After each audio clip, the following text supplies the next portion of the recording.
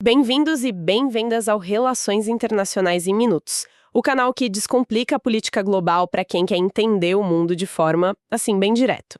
Se você curte esse tipo de análise, já sabe, né? Curte o vídeo, compartilha com a galera e, claro, comenta aqui embaixo o que achou ou então sugere outro tema que gostaria de ver por aqui. Hoje, a nossa conversa vai fundo nas origens da guerra da Ucrânia. Tem uma linha de análise interessante que diz que o conflito não começou assim do nada em 2022. Diz que tem raízes bem mais profundas, sabe? Ligadas a um desequilíbrio de poder que já vinha se formando na Europa há um bom tempo. E isso, claro, levanta umas perguntas bem cruciais, né? Por que exatamente a Rússia decidiu invadir? O que levou a Ucrânia a resistir com tanta força, em vez de, sei lá, buscar uma saída mais rápida? E qual que é a lógica por trás daquela hesitação da OTAN em se envolver mais diretamente? São perguntas complexas. Exatamente. E para a gente tentar responder essas perguntas que não são nada simples, vamos usar hoje uma lente de análise bem específica, a teoria realista das relações internacionais. É uma teoria, assim, com uma história longa, né?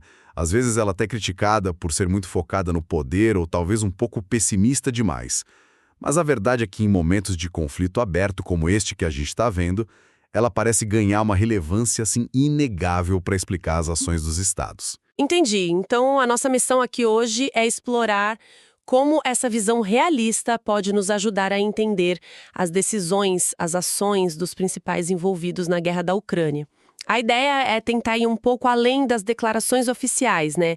E focar naquilo que o realismo considera fundamental. A dinâmica do poder, a busca por segurança, os interesses estratégicos. Afinal, um dos pontos centrais dessa teoria, pelo que eu entendi, é que na arena internacional a capacidade de agir, o poder real mesmo, muitas vezes pesa mais do que só as boas intenções declaradas, certo? Perfeito, é isso mesmo. E, para começar, acho que é importante a gente entender a base do realismo. É uma das tradições de pensamento mais antigas sobre política internacional de verdade. A premissa fundamental é a ideia de anarquia no sistema internacional. Mas olha, isso não significa caos total, tá? Significa basicamente a ausência de uma autoridade central, um tipo de governo mundial, que esteja acima dos estados soberanos e que possa garantir a segurança de todo mundo. Não existe esse chefe. Ah, entendi. E essa ideia de anarquia, ela tem consequências bem práticas, imagino. Se não tem um policial global, digamos assim, cada estado precisa cuidar da própria segurança. É daí que vem aquela sensação de que a política internacional é um ambiente meio competitivo, talvez até perigoso? Precisamente.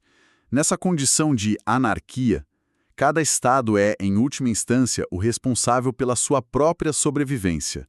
Não dá para contar com mais ninguém, no limite. E é a partir dessa premissa que vários pensadores realistas, desde o Tucídides lá na Grécia Antiga, passando por Maquiavel, Hobbes e chegando nos teóricos modernos como Hans Morgenthau, Kenneth Waltz, John Mearsheimer, eles desenvolveram alguns pilares, alguns postulados centrais. Primeiro, os estados soberanos são os atores que realmente importam no cenário mundial. Existem outros atores, claro, ONGs, empresas multimilionárias, mas para o realismo eles são secundários. O foco é no Estado. Ou seja, o que importa mesmo são as nações, seus governos, as decisões que eles tomam. É isso? Exato.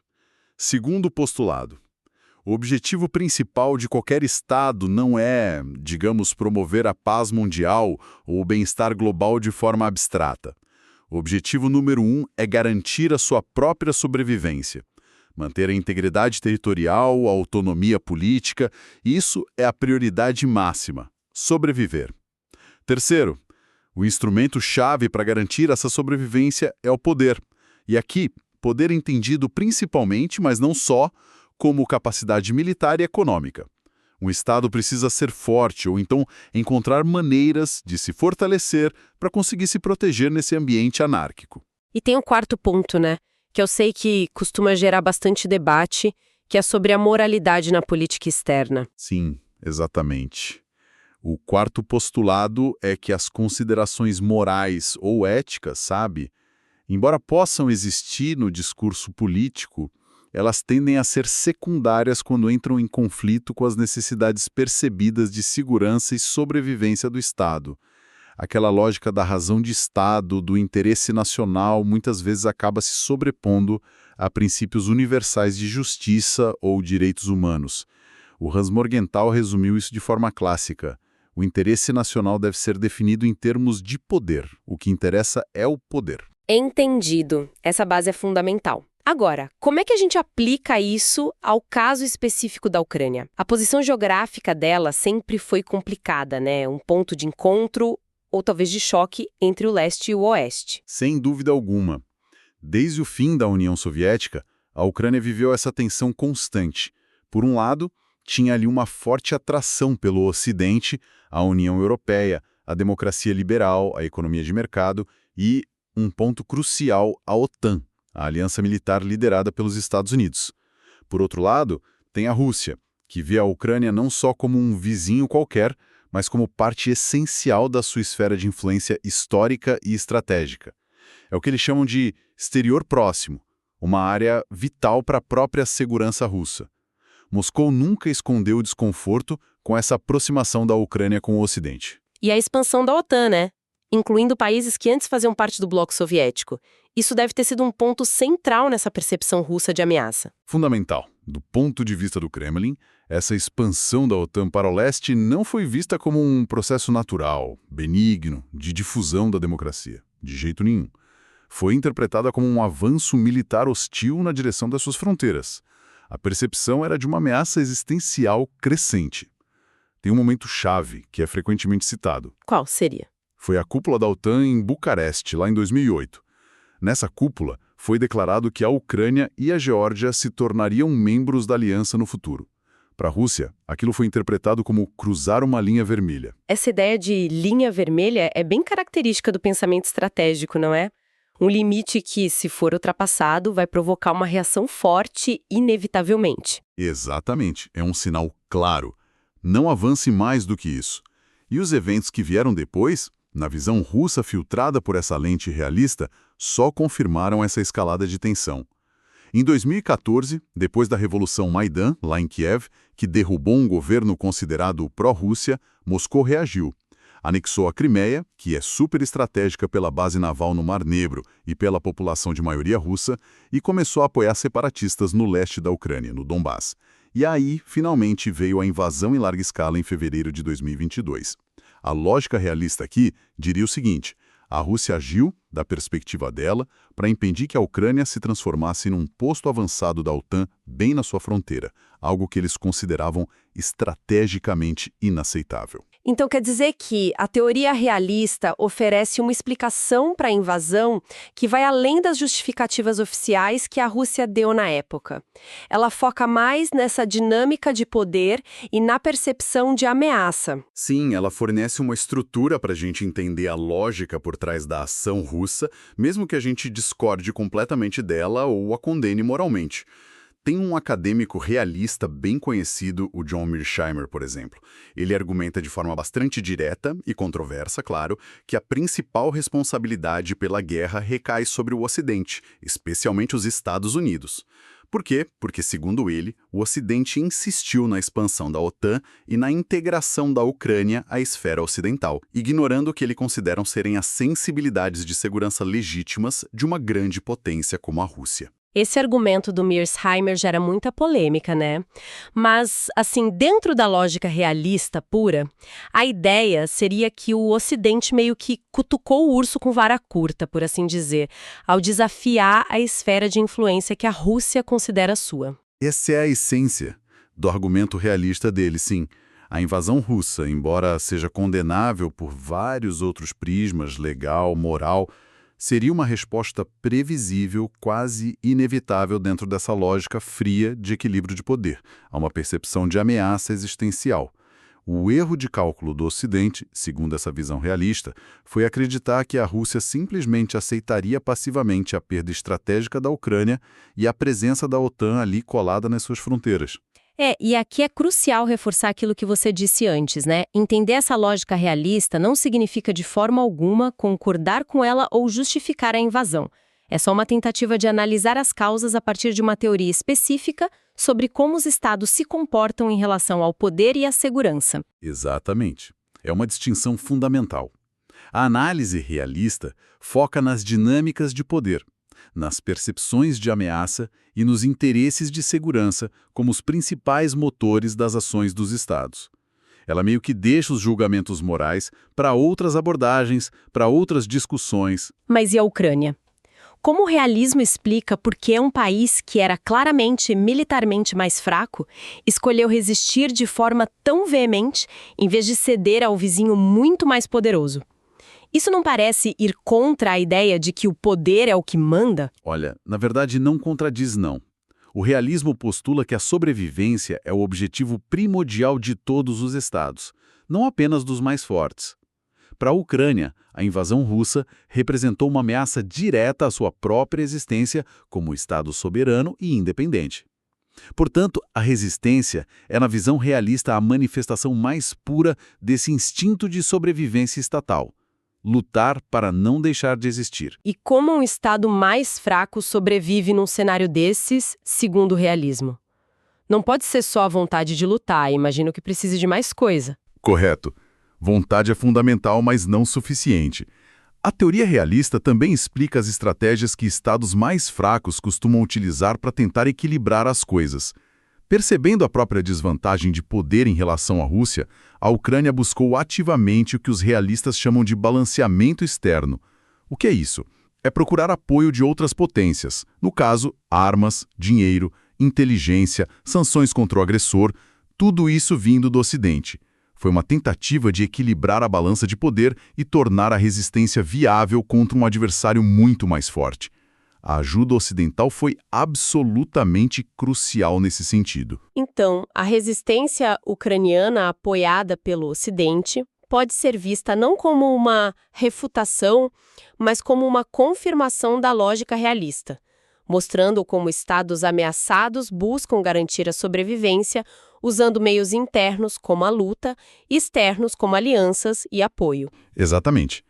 Demonstra a centralidade da luta pela sobrevivência e a busca incessante por poder relativo, mesmo em condições que parecem extremamente desfavoráveis.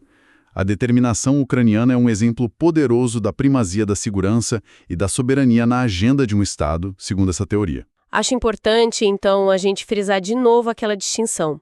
O realismo tenta descrever como as coisas são ou como elas provavelmente serão na política internacional, com base na distribuição de poder e nessa ideia de anarquia. Não é um guia moral sobre como as coisas deveriam ser, né? Essa distinção é absolutamente fundamental. O realismo é uma teoria analítica, descritiva. Ela busca explicar padrões de comportamento, não oferecer justificativas morais. Entender a percepção russa de ameaça, dentro da lógica realista, não é, de forma alguma, endossar a invasão. São níveis de análise diferentes. O realismo diria que num sistema anárquico é meio que esperado que estados fortes tentem dominar ou, no mínimo, influenciar fortemente seus vizinhos mais fracos. E, por outro lado, é esperado que estados mais fracos resistam ou busquem ajuda, quando se sentem ameaçados e têm alguma condição para isso. É a dinâmica do poder em ação.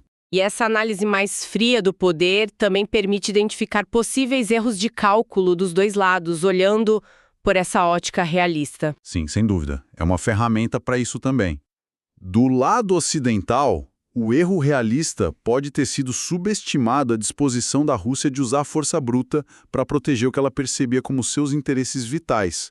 Talvez o Ocidente tenha provocado uma reação sem ter uma estratégia clara e eficaz para lidar com as consequências imediatas.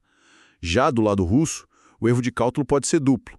Primeiro, talvez superestimar a própria capacidade militar e a rapidez com que alcançariam seus objetivos. E segundo, ao mesmo tempo, subestimar e muito a vontade de lutar da Ucrânia e também a coesão e a força da resposta ocidental em termos de sanções econômicas e apoio militar massivo a Kiev. Erros de cálculo são, infelizmente, muito comuns na chamada névoa da guerra e na política de poder. O realismo ajuda a entender por que eles acontecem. É interessante notar como essa abordagem realista, que foca tanto no poder e no interesse próprio, muitas vezes causa um certo desconforto, né? Ela soa meio cínica para algumas pessoas, porque parece deixar pouco espaço para ideais como cooperação internacional, direito internacional, ou mesmo valores democráticos como as forças principais que movem o mundo. Causa desconforto, sim. porque ela meio que choca com visões mais otimistas, talvez mais idealistas, sobre a natureza humana e a política internacional. O realismo oferece uma visão mais, digamos, sombria, uma visão onde a competição e o conflito são sempre possibilidades reais, sempre latentes, por causa da estrutura anárquica do sistema e dessa busca incessante dos estados por segurança. Não é uma visão agradável, concordo, mas muitos argumentam que é uma visão bem realista. E parece que, em tempos de crise aguda, como uma guerra, essa visão ganha mais força, não é? As dinâmicas de poder ficam mais nuas e cruas, mais evidentes. Exatamente. Em momentos de guerra, as considerações de segurança nacional tendem a atropelar quase todo o resto. As capacidades militares, as alianças estratégicas, as esferas de influência, tudo isso vem para o primeiro plano da discussão.